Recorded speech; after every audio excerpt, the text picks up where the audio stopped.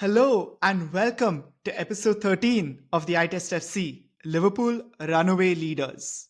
As you can see, I'm flying solo again today.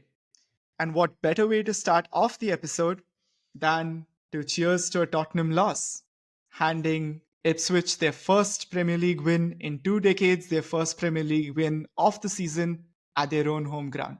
Cheers.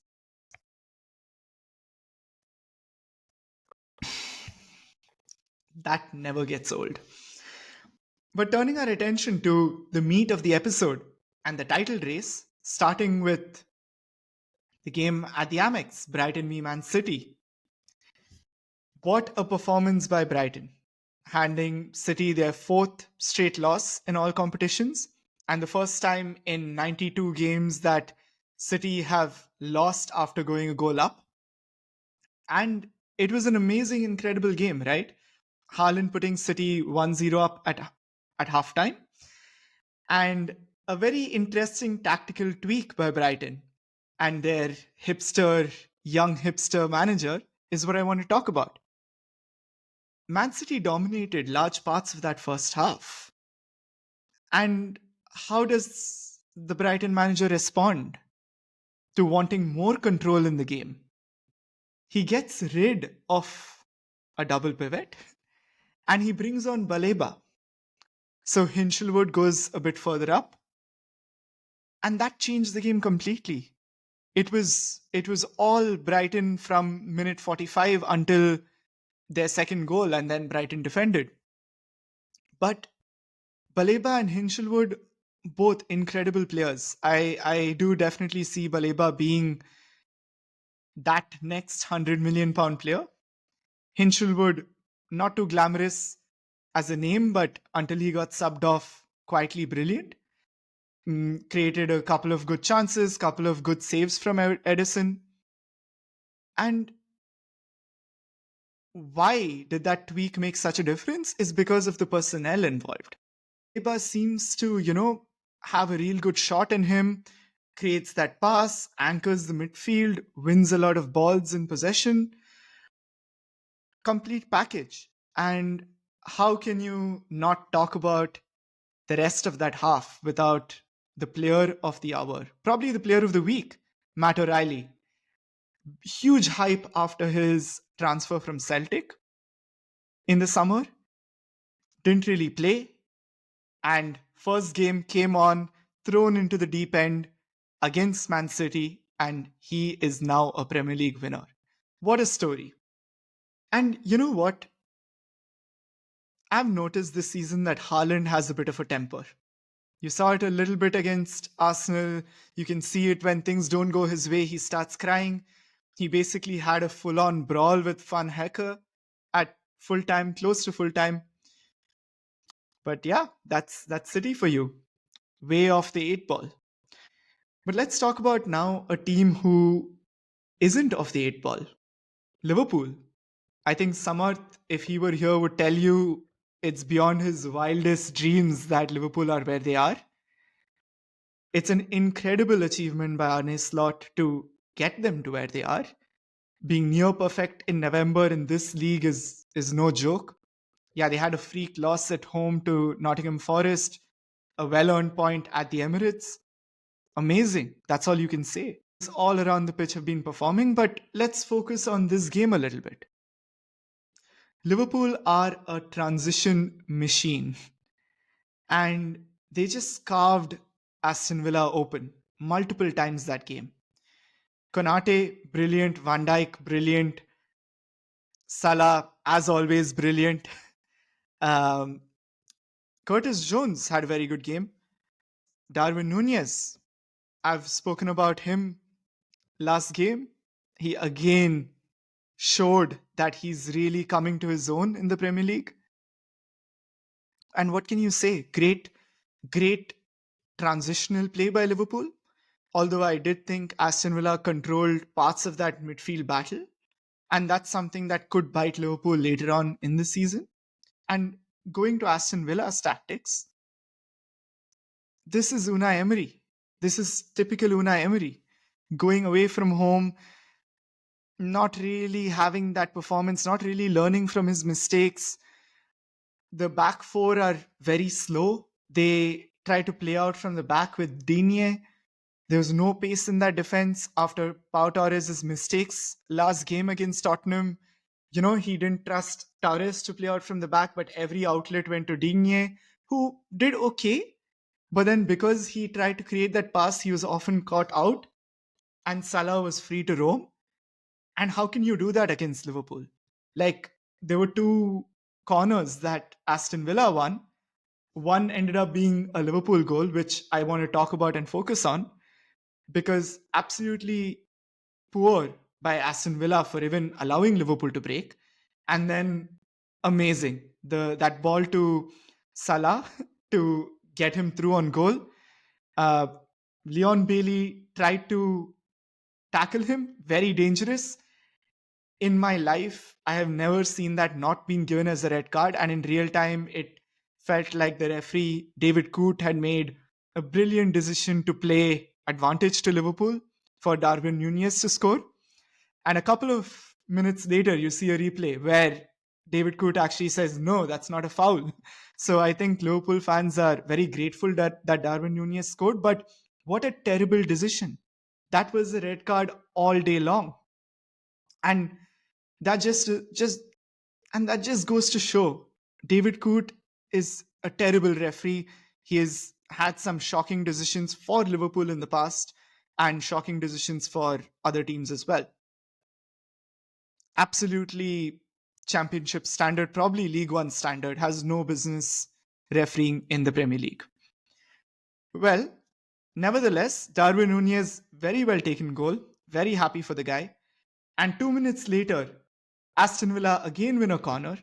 Salah plays through Darwin Nunez, who does everything right apart from the finish. I know Liverpool fans probably have heard that way too often in the past couple of years, but what more can you hope for? A guy who creates these kind of chances and puts himself in that position to score. And that's just brilliant. But again, this is Aston Villa not learning from their mistakes. And we've spoken briefly about Salah, and I had a conversation with Samarth a couple of weeks ago, and he mentioned that Salah is underrated, right? And initially, I just laughed it off. Like, how can someone who is considered the best winger in the Premier League today be called underrated? And then he said he's underrated because Salah is the best winger, best right winger in Premier League history. Again, I initially laughed off that comment, saying, yeah, it's a Liverpool fan being a bit, biased for his team. And then I started thinking about all the teams who have won, all the teams who are famous, attacking teams like Man United, Arsenal Invincibles, Chelsea's teams of the last 10 years, Man City's teams. And I really can't think of a better right winger, considering longevity, considering the fact that in the 7, 8 years that he's been in the Premier League, he has been the point of difference, always for Liverpool. His contributions year on year have been incredible. And I tend to agree with Samarth there that he is underrated because he isn't in those conversations as best right winger in Premier League history, where I think he should be. And even in the game today, everything went through Salah. This season, everything went through Salah. And every time you feel like he's done so much, he's going to drop off, he just keeps performing. And wow, what a player. That's all I can say. I don't think we can mention anything more about the Liverpool game and end it on that note. Let's move on to Stamford Bridge for the last of the three title deciding games. And some would argue that whether you consider Arsenal as title challengers or Chelsea, considering I don't think many people would have put Chelsea and Arsenal to be level on points in November, but they are. And it was an expected game by Chelsea. I mentioned this last week in the podcast. It's going to be very tactical, very compact. Chelsea are going to play in a double pivot with Lavia and Caicedo, and they just did exactly that. Although it is surprising that Caicedo wore the armband. I never saw Caicedo as that kind of player. I didn't even know he was in the leadership group at Chelsea. But fair play to him. And he, kept riling up the fans from minute 1 to minute 90, has a massive engine in midfield, had a really good game as well. But with that being said, Arsenal managed to control that game for large parts. Arsenal didn't create much, but Arsenal managed to control that game much better than most other big teams did against Chelsea. White was constantly beaten by Pedro Neto on the left.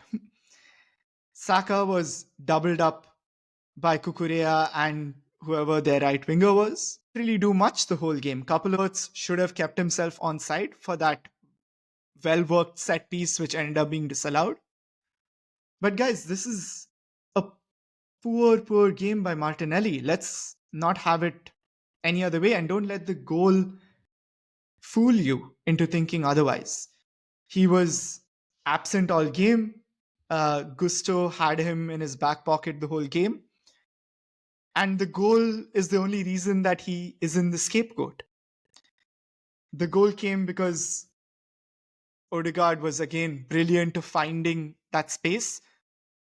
Havertz was asleep for that Pedro Neto goal. It was a well taken goal, but David Raya was blindsided. And Arteta said this in his press conference as well, that players weren't where they should have been positionally, and that's down to Havertz. He was just asleep. Now, I see a lot of Arsenal fans really frustrated about Trossard, and that's probably why Martinelli didn't receive a brunt of criticism. And I understand why. He was upset earlier on this season against Aston Villa, and since then he's really missed some penalties, anonymous performances, couldn't really fill well in that Odegaard role. Disappointing. Very disappointing. Guys, I just feel that Arteta is one of us Arsenal fans. In that last action of the game when Saliba crossed the ball in, Trossard's touch took the ball away from Havertz and Arteta was just knees down on the ground. That was me when I was watching the game. And it just shows that he's one of us. He gets it. And I just love to see that. And I would never ever say Arteta out for that reason. He gets Arsenal. He's an Arsenal guy through and through. And I think the referee, on the other hand, had a good game as well. Apart from that Havertz yellow card for bleeding, I think the concussion rules in the Premier League state very clearly that if you are bleeding and it's a head injury, you have to go down on the spot and be treated on the field. And once you're bandaged up, you have to go out. And Havertz tried to do exactly that, and Michael Oliver gave him a yellow card. Not consistent, not the letter of the law. But apart from that, good refereeing performance for most of the game. But I think Arsenal still feel it's 2 points dropped. And now that it's the next international break, Arsenal have not won a game from last international break to now, which is quite disastrous for the standards that Arsenal have set in the last 2 years. With that being said, what happens to the title? What's the context? As I said, Liverpool have a handsome lead after 11 games, 5 to City and 9 to Arsenal, but it's far from over. City have set astronomical standards in the last few years, and that's why we feel that 5 or 9 points is too much if it were City. And as good as Liverpool have been, we need to see that consistently over the season. I think Liverpool need to have like a 10, 12, 14 point lead to actually be the favorites and be considered the favorites. By Jan, if they are, I think it's their title. But it's a big few weeks ahead for Liverpool. And I think the international break came at the wrong time for them and the right time for Arsenal and City to regroup and recalibrate. And with that being said, see you guys next week at the iTest FC studio.